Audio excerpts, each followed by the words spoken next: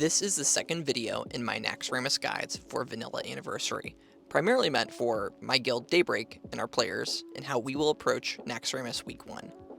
This video is focused on the Plague Wing.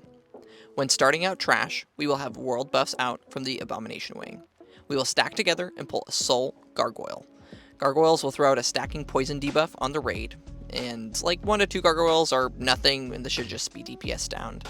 At like 20%, the gargoyle does a mechanic where he turns into stone and attempts to heal to full. And so these need to be killed prior to the cast ending, or they will jump to full HP and keep throwing out poison bolts, which stacks and cannot be poison dispelled. So get these down, not a big deal if there's 1 to 2 of them. Later on, it can get a little spicy if you pull a bunch. After the first gargoyle goes down, we'll move to the trash. These trash mobs hit pretty hard, so make sure to have Demo Shout and Thunderclap, and at 50%, the ghouls enrage and hit extra hard. These can be stunned. What hits harder than the ghouls are the 2 plague slimes. In the latter weeks, we will have warriors tank these, but for week 1, we're going to have warlocks use Searing Pain to get aggro on these. They move super slow, but they hit like trucks in melee. When it's time to focus these mobs, make sure you don't overtake a warlock or a tank on thread. They really clap. So we have 2 of these packs, and we will skip the one on the left-hand side. You can always just skip this, you don't need to pull it, and we will then move towards the gargoyles down the ramp. We will have 1 pathing gargoyle in which we'll kill, and then 2 gargoyles that body pull when you get close to the top of the ramp. We'll sit and eat when these 3 die, and healers keep healing through. Then another pack of 2 will be pulled, sit and eat, and then a final pack of 2. In subsequent weeks, we probably will pull quite a few of them at the same time. We'll probably consolidate these down to just 2 pulls instead of, I think I have, 3 of these. But for week 1, we'll just be cautious. Make sure that we don't lose any buffs. Now we're on to Noth. Noth is one of the easiest fights in Naxx. If you have world buffs for Noth, you will 1-phase him, and the fight is basically a tank and spank. Everyone will stack on the butt of the boss. Raid-wide curses will go out, so mages and druids need to decurse these off the players immediately before the curse times out. If somebody is not decursed, it's basically an entire raid wipe. Off-tanks will pick up ads that periodically spawn in the encounter. The scariest thing in the raid, assuming you have enough mages and druids for decursing, will be Noth's blink. He will blink maybe 2/3 of the way through the fight and drop aggro. Off-tanks will pop Death Wish and work to pick him up, and he will inevitably be running towards a ranged DPS, likely a mage with Ignite. Ranged DPS, chill for a second to make sure the off-tank gets the mob, and be ready to pop a lip or have a pally bop the ranged DPS. Shortly after, Noth will go down, and it's off to the gauntlet. In the gauntlet, you will hug the right-hand side of the walls. Horde, another area where you need to watch your totems. Don't drop totems here. The ads will melt regardless. Just make sure to run through with the group. You don't want extra stuff pulling from behind. Plague Beasts do pulsing damage and need to be faced away from the raid. And you'll get 2 to 3 of these in the gauntlet, depending on the pathing. Ads do respawn pretty quickly, so make sure to get these down. And there are some mobs that put dots or diseases on that slow players, and it gets kind of annoying. But you'll get right outside the room to Heigan. You'll kill all the bats and grubs that are running towards the group, and then once they are down, you will go ahead and run into Heigan. You don't need full mana for this encounter.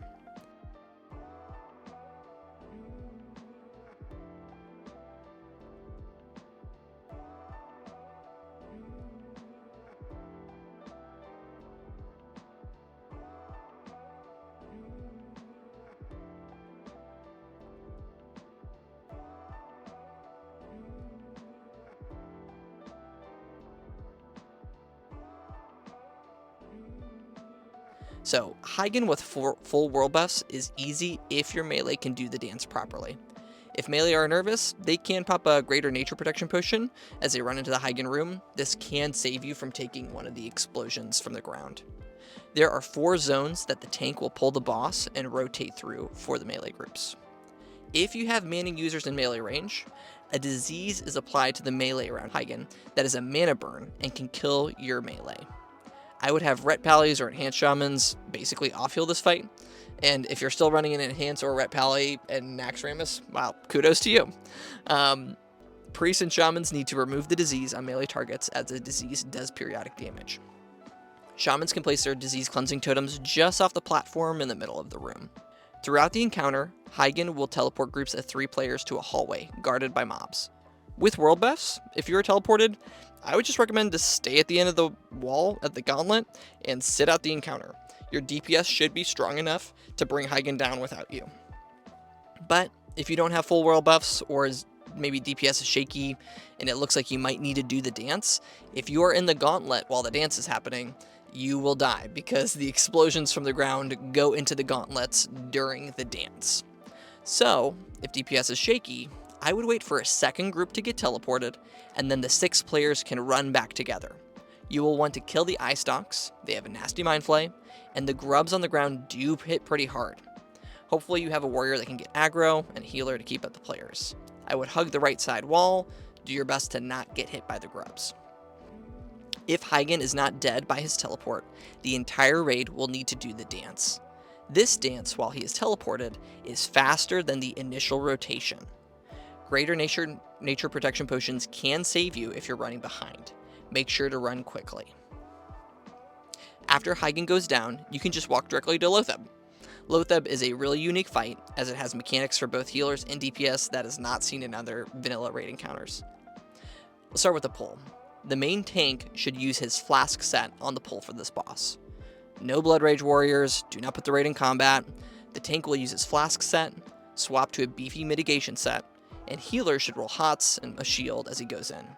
DPS, be aware that the tank is not in his threat gen set. Be careful on the pull.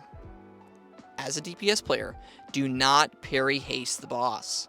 This is bad. When the main tank pulls the boss, all melee should be positioned to go into the boss and always be attacking the back of the boss. Periodically, Loatheb will spawn spores in the room. The closest 5 players next to a spore when it dies receives an amazing plus crit buff that wildly increases your overall damage.